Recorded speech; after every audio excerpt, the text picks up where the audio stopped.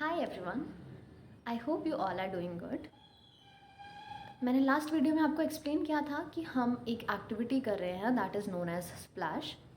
अब हमें कुछ फीडबैक्स मिले हमारे टीचर्स की तरफ से और उन्होंने हमें थोड़ा सा गाइडेंस प्रोवाइड की कि अगर हम कुछ करने की कोशिश कर रहे हैं तो हम गलती कहाँ पे कर रहे हैं। तो अब मैं बताती हूँ मैंने क्या किया था और क्या एग्जैक्टली करना था। तो यूज़र रिसर्च में क्या होता है ना, हमें एक प्रॉब्लम दी गई थी एंड दे टोल्ड अस कि हमें उसके रीजंस जानने हैं and also we have to give some solutions for that.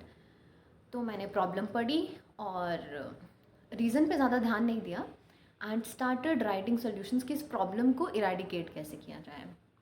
But what we have to do is, सबसे पहले आपको प्रॉब्लम पढ़नी है। आपने एक आर्टिकल पढ़ा, उसमें से प्रॉब्लम फाइंड आउट की, but what are the science जिससे आपको पता लग रहा है कि हाँ ये एक प्रॉब्लम है। ऐसा तो नहीं है ना कि कुछ चीज़ हो रही है तो एकदम से उसको प्रॉब्लम बता दिया जाए। एक लॉन्ग टर्म तक जब वो चीज़ होती है उसके बाद माना जाता है कि हाँ ये चीज़ कुछ इशू क्रिएट कर रही है and now it's a problem, तो उसको ख़त्म करना है। अब नेक्स्ट, जो भी प्रॉब्लम के रीजंस हैं, क्यों हुई है ये problem, who is responsible for that problem.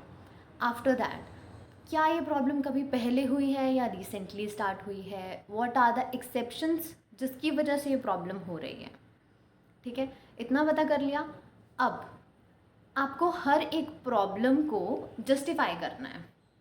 Like अब आप जब इसके सोल्यूशंस दोगे ना, फैक्ट के अकॉर्डिंग देने हैं। कुछ भी हो रहा है आप ये नहीं कह सकते मुझे ऐसा लगा था या मैंने ऐसा सोचा, नहीं। फैक्चुअल होती है रिसर्च हमेशा।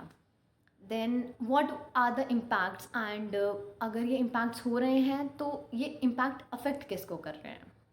आपको रिसर्च करना है इसके हर एक एलिमेंट पे, जैसे कि ये एलिमेंट रिलेटेड हो सकता है उसकी हिस्ट्री से, पास्ट में ये प्रॉब्लम थी या नहीं थी, वो जगह कैसी थी जहाँ पे प्रॉब्लम हो रही है, उस एरिया का कल्चर कैसा है, वहाँ के लोग कैसे हैं।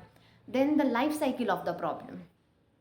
फॉर एग्ज़ाम्पल, आप एक कार खरीदते हैं, ठीक है। कार की मैन्युफैक्चरिंग से लेके जब तक वो डिस्कार्ड नहीं हो जाती, एक पूरा लाइफ साइकिल होता है, वो अलग अलग फेजेस को गो थ्रू करती है। तो वैसे ही हर एक प्रॉब्लम का लाइफ साइकिल होगा।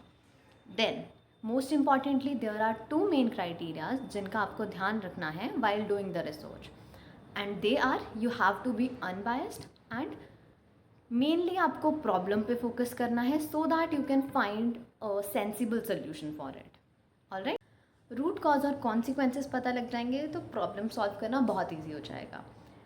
और मेनली एक और चीज़ पे आपको फोकस करना चाहिए, वो है कि ये प्रॉब्लम और किसी प्रॉब्लम के साथ लिंक कर रही है, इसको रिलेट करके देखना है।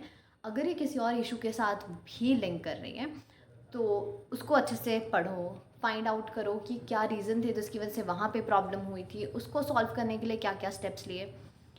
तो आपको ऑल राउंड जाना पड़ेगा and then you will get to know कि हाँ ये अच्छा सोल्यूशन है जो हम यहाँ पे प्रोवाइड कर सकते हैं।